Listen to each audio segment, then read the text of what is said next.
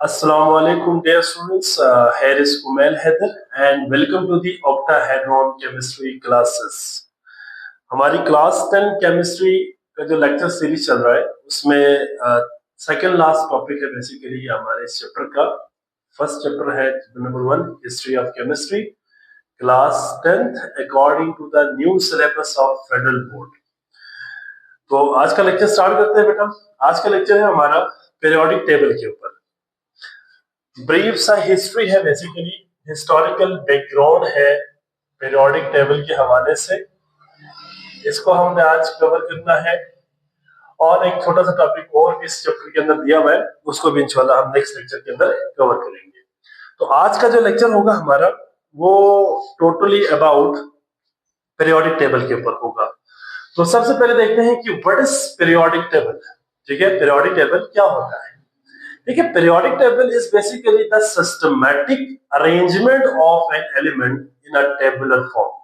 मतलब आप किसी भी एलिमेंट को सिस्टमैटिकली अरेंज करें एक टेबल की शक्ल में, तो जो मैप या जो फ्रेमवर्क बनती है एलिमेंट्स का, उनको हम क्या कहते हैं बेटा? पीरियोडिक टेबल कहते हैं। तो पीरियोडिक टेबल क्या है?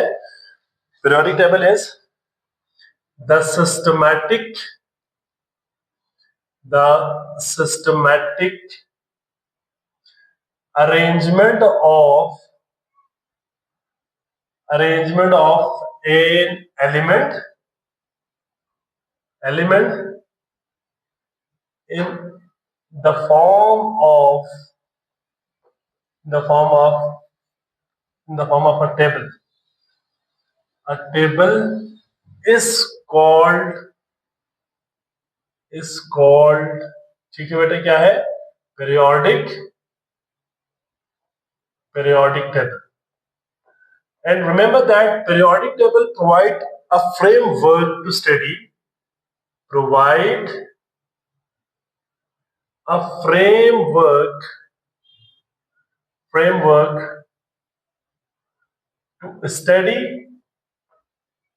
and elements. ठीक है, and elements. Basically periodic table हमें एक फ्रेमवर्क प्रोवाइड करती है या गूगल मैप प्रोवाइड करती है एलिमेंट्स के लिए, जिसके जरिए हम ये चीज पता कर सकते हैं कि कौन सा एलिमेंट कहाँ पे है और उनकी क्या प्रॉपर्टीज है, physical properties, chemical properties, each and everything elements के हवाले से हमें इंफॉर्मेशन मिलती है। Such tabular form of the arrangement of an element is basically known as periodic table. ये तो periodic table की डेफिनेशन हो गई। अब हम अर्ली जो है अर्ली एज में चले जाए, अगर हम ये काफी जो है साल पीछे चले जाए या अगर हम हिस्ट्री में जाए, तो पहला जो पीरियोडिक टेबल हिस्ट्री में जिस बंदे ने पीरियोडिक टेबल की शक्ल में हमें एक अरेंजमेंट ऑफ एलिमेंट्स प्रोवाइड किया, वो था बेटा डिमिट्री मेंडेलीव। तो इसको मेंडेलीव पीरियोडिक टेबल के नाम से हम पढ़ते हैं। बेसिकली ये वेरी फर्स्ट अर्ली जो है ये जो स्टेज में या अर्ली स्टार्टिंग में फर्स्ट टाइम जो पीरियोडिक टेबल के हवाले से जिसने काम किया वो बेसिकली मेंडेलीव है। इसके अलावा न्यूलैंड ने भी अपना थोड़ा बहुत कंट्रीब्यूशन दिया है, लेकिन उसका जिक्र आपके सिलेबस में नहीं था तो मैंने नहीं किया। असल में ये बात शुरू होती है डुबराइनर से। डुबराइनर बेसिकली उसने सबसे पहले काम किया था अरेंजमेंट ऑफ एलिमेंट के ऊपर, लेकिन उसको इतनी अच्छी खासी कामयाबी नहीं मिल सकी। इसके बाद न्यूलैंड लॉ ऑफ ऑक्टेव आ गया। डुबराइनर ने ट्राइड्स का जो है कॉन्सेप्ट दिया था और न्यूलैंड ने बेसिकली लॉ ऑफ ऑक्टेव दिया था। उसके हवाले से उसने कुछ एलिमेंट्स की अरेंजमेंट की थी।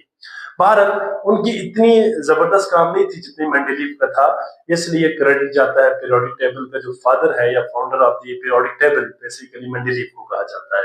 तो मेंडेलीव पीरियोडिक टेबल के हवाले से कुछ पॉइंट्स है जो हम यहाँ पे डिस्कस करेंगे। Mendeleev periodic table, the first version, यहाँ पर मैंने लिखा हुआ है, the first version of periodic table was made by Dmitri Mendeleev. इस बंदे का पूरा नाम था डिमिट्री मेंडेलीव इन 1869। ये 19th सेंचुरी में बेसिकली पहली दफा पीरियोडिक टेबल पेश किया था। पीरियोडिक टेबल का जो फर्स्ट वर्जन है उसको मेंडेलीव ने क्या किया था? पेश किया था। अब मेंडेलीव ने क्या किया? कि he arranged the elements by increasing order of their atomic masses and grouped them by similar properties. असल मेंडलीव का जो पीरियोडिक लॉ था ना, वो बेसिकली क्या था, प्रॉपर्टीज ऑफ एन एलिमेंट और a periodic function of their atomic masses. इसका मतलब ये है कि मेंडलीव ने एलिमेंट्स को increasing order of their atomic mass क्या कर दिया, अरेंज कर दिया।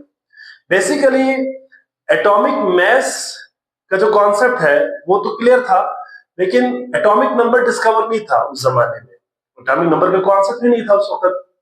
इसलिए एलिमेंट्स को मेंडलीव ने उनके मैसेस के बुनियाद पे क्या कर दिया, अरेंज कर दिया। और यहाँ पे एक चीज और आपने याद रखनी है कि मेंडलीव के जमाने में टोटल जो एलिमेंट डिस्कवर्ड थे ना बेटा, वो 63 था। कितने थे? 63 element were discovered at the time of Mendeleev. Only कितने थे बेटा? 63 elements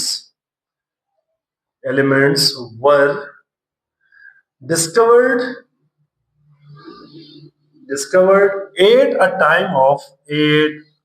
the time of Mendeleev. Mendeleev के जमाने में सिर्फ 63 एलिमेंट्स डिस्कवर्ड थे और मेंडलीव ने इन्हीं 63 एलिमेंट्स को क्या किया बेटा, एक टेबल की शक्ल में इसको फर्स्ट टाइम अरेंज किया। अब यहां पे एक चीज आता है, ड्रॉबैक्स। ठीक है, मेंडलीव ने हाल तो काम तो बहुत अच्छा किया, लेकिन कुछ ड्रॉबैक्स थे मेंडलीव के जो ये एक्सप्लेन नहीं कर सका। ड्रॉबैक्स या यू कैन से डिफेक्ट के नाम से भी हम इसको पढ़ सकते हैं। मेंडलीव के पीरियोडिक टेबल की कुछ खामियां भी थी। ठीक है, ये क्या है इसको हम पढ़ेंगे। देखिए, आल तो इस बंदे ने बहुत अच्छा काम किया था पीरियोडिक टेबल का कॉन्सेप्ट लाके। ठीक है, एक एलिमेंट्स की सिस्टमैटिक उसने अरेंजमेंट की थी, लेकिन कुछ ऐसे पॉइंट्स थे जो उस जमाने में मेंडलीव जो है एड्रेस नहीं कर सका। मेंडलीव उसको यू कैन से एक्सप्लेन नहीं कर सका। पहली बात तो ये थी बेटा कि मेंडलीव ने ना अपने पीरियोडिक टेबल के अंदर बहुत सारे एम्प्टी स्पेसेस रखे थे। एम्प्टी स्पेसेस से मुराद ये है कि भाई बहुत सारे ऐसे एलिमेंट थे जो अभी डिस्कवर नहीं हुआ था। ठीक है, उसका ख्याल ये था कि भाई जो एलिमेंट आने वाले जमाने में ये डिस्कवर्ड होंगे तो वो इन स्पेस के अंदर जो है अपने आप को एकोमोडेट करेगा ऑटोमेटिकली। और वाकई में कुछ ऐसा हुआ भी, उसकी कुछ प्रेडिक्शन सही भी हुआ कि कुछ ऐसे एलिमेंट्स भी बाद में डिस्कवर हुआ जो according to the space provided by Mendeleev in his periodic table उसमें एडजस्ट भी हो गया, लेकिन सबके लिए एप्लीकेबल नहीं हुआ। तो पहला पॉइंट यहाँ पर मैंने लिखा हुआ है कि Mendeleev left empty spaces in the periodic table and predicted the elements that had not even been discovered yet। ठीक है, उस वक्त ये डिस्कवर नहीं हुआ था, उनके लिए उसने खाली जगह रखा। इसके अलावा एक और प्रॉब्लम ये था बेटे कि मेंडलीव के जमाने में ना नोबल गैसेस डिस्कवर नहीं थे। जितने भी नोबल गैसेस है, ग्रुप 8A एलिमेंट्स जितने भी हमारे हैं, वो डिस्कवर नहीं थे। तो जब वो डिस्कवर नहीं था तो उनके लिए भी जगह नहीं था मेंडलीव पीरियोडिक टेबल के अंदर। तो मैं इस पॉइंट को यहाँ पर मेंशन कर देता हूं कि no space for noble gases. ठीक है, नोबल गैसेस, ठीक है, जिनको हम इनर्ट गैसेस भी कहते हैं, या ग्रुप 8A एलिमेंट्स, जो आजकल हम इसको ग्रुप 8A एलिमेंट्स के नाम से पढ़ते हैं। ठीक है, इनके लिए कोई जगह इनके पास नहीं थी, स्पेस नहीं था इनके पास कोई। ठीक है, और अगला बहुत बड़ा इनका जो डिफेक्ट था वो ये था बेटा कि आइसोटोप के लिए जगह नहीं था। देखिए ना, आइसोटोप क्या होता है? ऐसा एटम्स ऑफ एन एलिमेंट जिनका एटॉमिक नंबर तो सेम होता है लेकिन मास नंबर डिफरेंट होगा। अब यहां पे अगर आइसोटोप के लिए जगह होता तो हर आइसोटोप के लिए अलग अलग जगह होता। मिसाल के तौर पर हाइड्रोजन के 3 आइसोटोप्स हैं, प्रोटियम, ड्यूटेरियम एंड ट्रिटियम। अब 3 आइसोटोप हाइड्रोजन के होंगे तो मेंडलीव पीरियोडिक टेबल के अंदर जो है 3 पोजीशंस होता क्या, किसके लिए? हाइड्रोजन के लिए। तो ये थोड़ा सा प्रॉब्लमेटिक भी और एक कॉम्प्लिकेटेड पीरियोडिक टेबल बन जाता है। मतलब एक ही पीरियोडिक टेबल के अंदर 3 एलिमेंट्स वहां पे मौजूद होते हैं। इसी तरह से कार्बन के लिए 3 जगह होता। देखिए, सिल्वर के 16 आइसोटोप्स है, तो कुछ के बहुत सारे के जो है नेचुरल अकरेंस बहुत कम है, लेकिन फिर भी उनके 16 आइसोमर्स है। अब सिल्वर के 16 आइसोमर का मतलब ये हुआ कि भाई सिल्वर के ही 16 स्पेस 16 सिल्वर जो है 16 सिल्वर के एटम्स कवर करेंगे। तो ये प्रॉब्लम था कि आइसोटोप्स के लिए कोई इसके अंदर जगह नहीं था। ठीक है, तो यहां पे पॉइंट में लिखता हूं बेटा, no space for isotopes. Isotopes के लिए कोई इसके अंदर कोई स्पेस नहीं थी। तो ये था मेंडलीव के पीरियोडिक टेबल के ड्रॉबैक, जो ये एक्सप्लेन नहीं कर सका। इसके बाद आता है बेटा मॉडर्न पीरियोडिक टेबल। ठीक है, मॉडर्न पीरियोडिक टेबल क्या है और किसने इसको डिजाइन किया, ठीक है, ये सारा हम अभी देखेंगे। इसमें ना बेटा याद रखिएगा, एज साइंस इंप्रूव्ड, देखिए साइंस ने जब तरक्की किया, we got more accurate information. Now the modern periodic table arrange the elements by number 1 atomic number not mass and दूसरा यहाँ पे इलेक्ट्रॉनिक कॉन्फ़िगरेशन। देखिए बेसिकली हुआ ये है कि जो मॉडर्न पीरियोडिक टेबल है ना बेटा, इसको डिस्कवर किया था हेनरी मोज़ले। बेसिकली हेनरी मोज़ले ने क्या किया था बेटा, एटॉमिक नंबर को डिस्कवर किया। ठीक है, इसको डिस्कवर किया, एटॉमिक नंबर को डिस्कवर किया था कब बेटा, 1913 में, 1913 में। 1913 में एटॉमिक नंबर को इसने जब डिस्कवर किया तो मेंडलीव का पीरियोडिक टेबल टोटल क्या हो गया, चेंज हो गया। मतलब यह हुआ कि भाई अब एलिमेंट्स को क्या किया, एलिमेंट्स को अरेंज किया, एलिमेंट्स को अरेंज किया, arranged according to the increasing order of their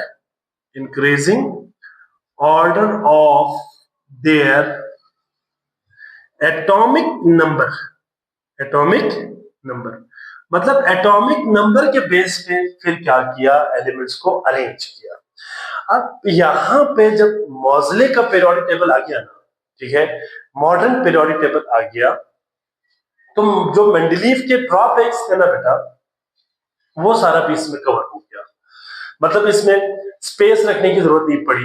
जैसे कि अगर हम देखें तो यहाँ पे अगर मैं एज्यूम कर रहा हूं, फॉर एग्जांपल मैं समझाने के लिए आपको कर रहा हूं, ठीक है, यहाँ पे लेट सपोज अगर अरेंजमेंट अगर आप देखें, for example let assume we have hydrogen atomic number 1, mass number 1.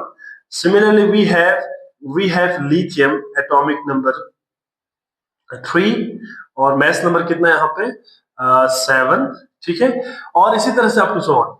अब आप जरा गौर से देखें, हमें यहाँ पे हाइड्रोजन के बाद लिथियम, अभी मैंने यहाँ पे हीलियम वगैरह नहीं लिखा जानबूझ के, क्योंकि मेंडलीव पीरियोडिक टेबल के मुताबिक हीलियम वगैरह डिस्कवर नहीं था।